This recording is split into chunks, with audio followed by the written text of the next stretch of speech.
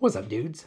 I am super far behind on making videos. Like, you might think that since I haven't posted a video in like 6 weeks or something that I just haven't been doing much, but actually the opposite is true. I've actually just been doing so much I haven't had much time to make videos. So I guess I'm gonna start with the big thing for this first video. I sold off my Fuji X-S20 and all of my Fuji lenses and picked up a Nikon ZF. I guess I should spend a little bit of time talking about why. I love the Fuji X-S20 and I would still highly recommend it, and I think it's a really good camera. But the thing was, I still have the X100-6, and as a kind of walking around focal length, I'm a 35mm full frame equivalent kind of guy. So basically that resulted in, I've got a Fuji APS-C sensor camera in the X100-6 with a 35mm focal length. And then I've got an interchangeable lens Fuji APS-C camera that I normally had like a 35mm focal length lens on. And it just seemed kind of pointless. It's like I should have something that's more different, because it resulted in me not really frequently taking the X-S20 out, unless I had like a very specific need for a different lens. Like, I think the last time I made a video about it was when I bought the Viltrox 56, which is an 85mm full frame equivalent. But other than like wanting to use a portrait lens or wanting to use like a zoom or something, I broke out the zoom for Ava's field day last year in May. But other than that, it kind of felt pointless to have it, you know? And I was like, well, if I'm gonna have two cameras, and one of them is gonna be the X100-6, I should get something that's more different, that makes it more worth it to take my, you know, quote unquote, big camera out. So I ended up getting the Nikon. I went with the Nikon for a couple of reasons. Number one, I like the controls. It's got the, yeah, you can see that. It's got the like old camera style controls on top, which is cool. And number one, just looks cool, to be honest. Number two, actually works well with the second part of why I went with the Nikon. I have got a bunch of old Nikon F-mount glass for reasons. Actually, I have even more now because I bought more. And so I picked up this Viltrox, what is this called? Viltrox NFZ adapter. And this lets you mount old Nikon glass, like this right here is an old Nikkor Auto S50 1.4, onto the modern Z-mount cameras, because a full frame sensor is the same size, roughly, as 35mm film. That means that you can use old glass and there's no weird like crop factor, or you don't have to worry about like sensor coverage or anything like that. You can pretty much, if you get the proper adapter, just use old 35mm film camera lenses on your new Z-mount full frame digital camera. And that's cool, because I've actually found that a lot of the old camera look that I get with shooting film is not necessarily the film, but the glass. The pictures that I get from this on the Nikon don't look that terribly different from the pictures that I take with a film camera, of which I have now bought more. This is the Nikon F90X 35mm film camera, but that's another video. But at any rate, so I thought it would be cool to be able to adapt these. And also with the way these controls work, like if I've got a Z-mount lens on it, I can put it in like aperture priority, shutter priority, which is how I usually shoot, unless it calls for full manual. But either with that or with an old manual lens, I can just flip the switch up into manual mode, and then all of my settings that are on the dials apply immediately. So in other words, you can be an aperture priority and it will ignore the fact that whatever you've got ISO set to and whatever you've got shutter speed set to, it's just going to set those automatically for you, like any camera would in aperture priority. But once you flip up into manual, whatever settings are on the dials immediately come into play, like they immediately apply. So that makes it really nice to swap between like this Z-mount 40mm lens, which is pretty rad, great walking around lens, and then throw on like an old manual lens, and then you can just kick it up into manual mode. Now your shutter speed set and your ISO set and all that good stuff. So that's really cool. So far, this isn't really supposed to be a full review of the Nikon ZF, but my initial impressions are really good. It is a full frame camera compared to the Fuji APS-C, so it obviously does a little bit better in low light and stuff like that. Lenses are definitely more expensive and larger, but it kind of made sense to me if I've got the X100 to just like kind of walk around with, that my bigger camera be actually like bigger and bigger sensor and bigger lenses and stuff. So I want to show you guys a few pictures that I've taken, so I think I'm going to be lazy and cut to a screen recording of my computer. So let's do that for now. Okay, so this is with the 40f2. Let's full screen this thing. This is the kit lens, and I like it a lot. It's a very compact lens. But here's Ava swinging, making insane faces. And then we got, oh, cool. Not going to open all of them. That's all right. And then we have the lizard. His name is technically Sunny, but I call him Glizzy the Lizzy. Nice subject separation and stuff. This is at f2, obviously, and fairly close. But looks good. Nice detail on his face and stuff. Just took this of the dash of the Subaru Outback I'm driving. But it's definitely got like the full frame look. And also, these are all straight out of camera JPEGs. And to me, they look really good. And I like the colors. Like, I feel like this was the right colors for their standard profile. Another lizard picture. That's always a plus. But yeah, like overall, like especially for a cheap kit lens and for such a small lens, super happy with the 40f2 that comes with the ZF.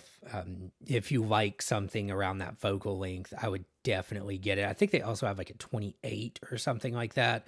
But if you like the 35 or 40 range, I don't think you can go wrong with the kit lens, especially because it's like something like $200 when you buy it with the camera. And I would say that is well worth it. And then, let's see.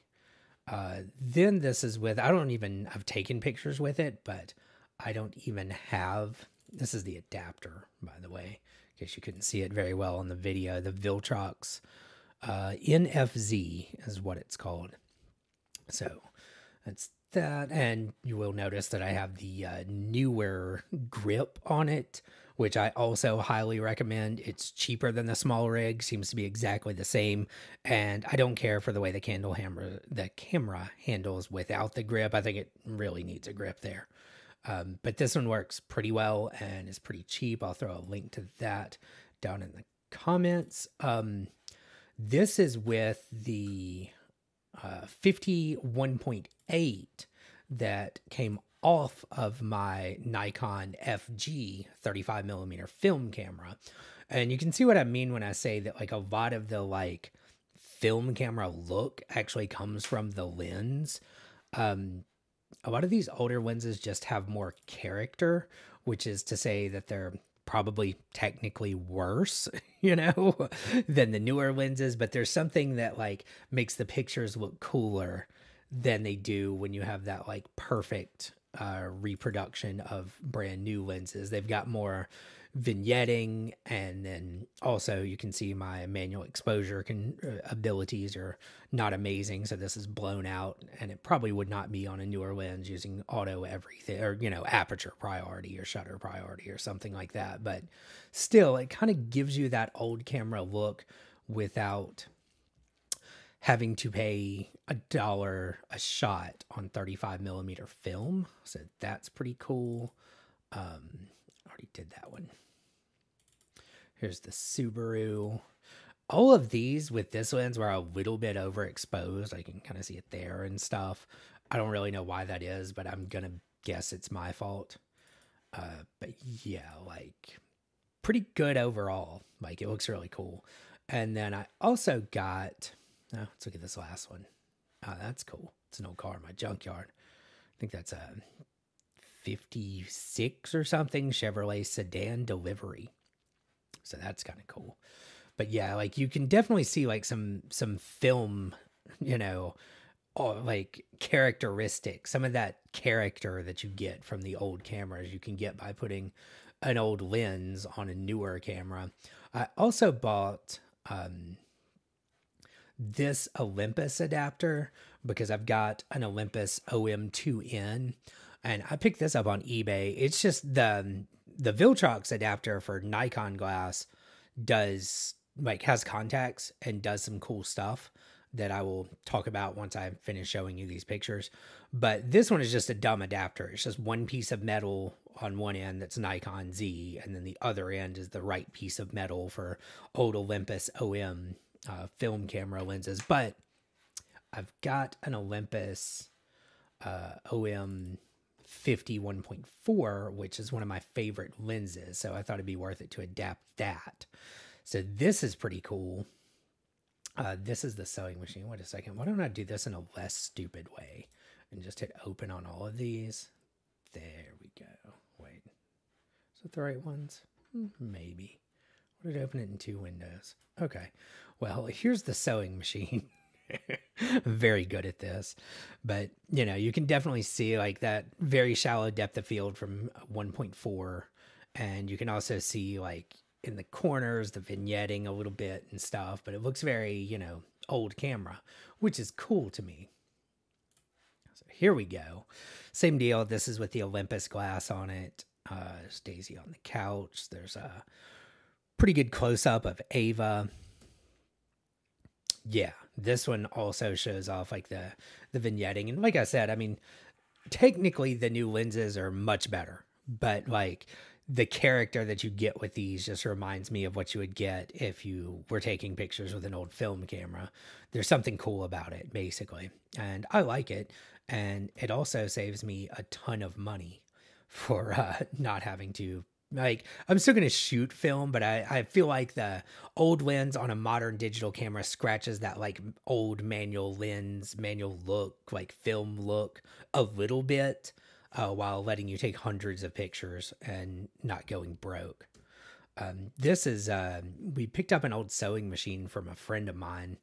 Her dad was moving out of his house, and it came with a bunch of like period correct stuff. Like, here's a letter to the sewing machine exchange, or from the sewing machine exchange on Jefferson in downtown Memphis, that had some like replacement parts. I think it had like a replacement, you know, I don't know. It had some replacement parts for this old like 50s sewing machine. So that's pretty cool. But yeah, the shallow depth of field, only really sharp in the center, the vignetting, it's all like very, very film looking, very old camera. And I just think it's cool. So that's basically it. I'm going to go back to the other camera and ramble some more. So later. All right, I am back. But yeah, I think now you see what I'm talking about. The ability to shoot with these old lenses gives you a little bit, and actually like more than a little bit. I don't know if I would go so far as to say the majority, but a lot of the film look on a modern digital camera, which is really cool. So yeah, the Olympus adapter, which is, I believe, down here. Let's see if I can do this without destroying everything. Yeah, there we go. So this Olympus adapter is just a piece of metal. Like, it has nothing, which is fine because the Olympus lens I have is full manual anyway. So it wouldn't have done anything anyway, you know? It's the Fotazi OM-N/Z. Very catchy name. But this one just works as, you know, an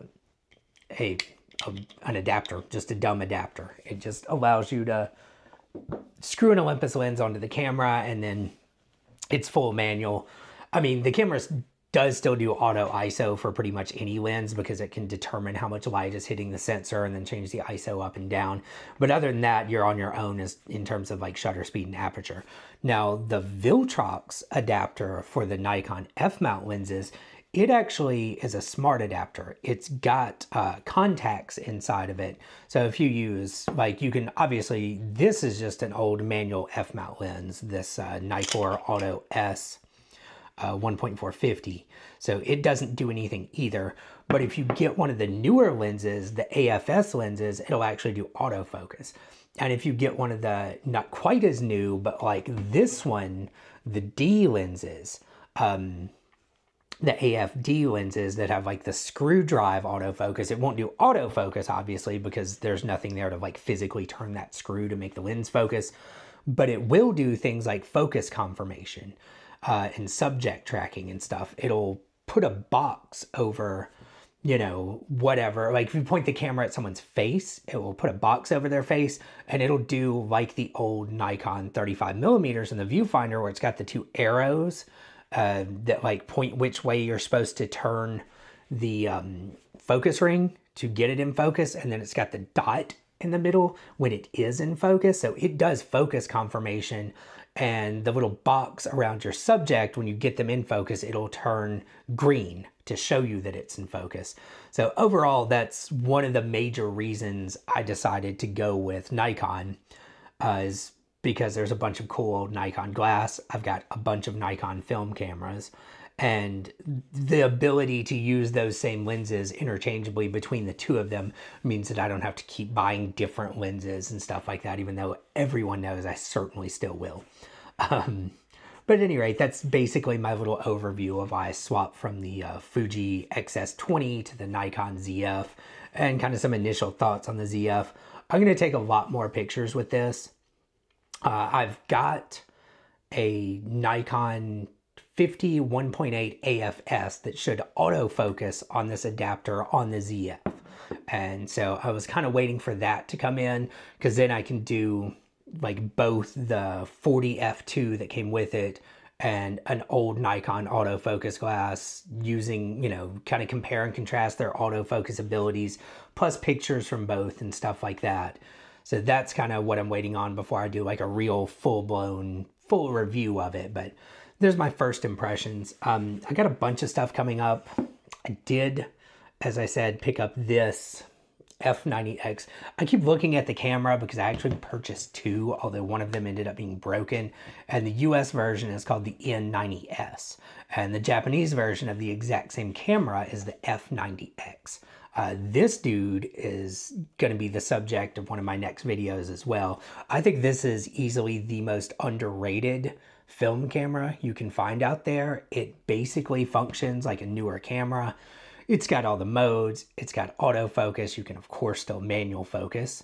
It's got like burst modes, and these are super cheap on eBay. So that's probably going to be my next video, but I think that covers it for now, and I'm at least starting to get caught up. I bought all kinds of stuff. I got this and this film camera. I'm probably going to have more lenses, more Z-mount lenses soon, because I definitely want something around an 85. I've ordered some glasses that have a camera in them, so I got that going for me. So I have lots of videos coming up, but at least I feel like I'm a little bit caught up, and I've done the initial FZ video. I'll come back with a full review of that and some film stuff and whatever madness I get into. But I think that covers it for now. So see y'all later.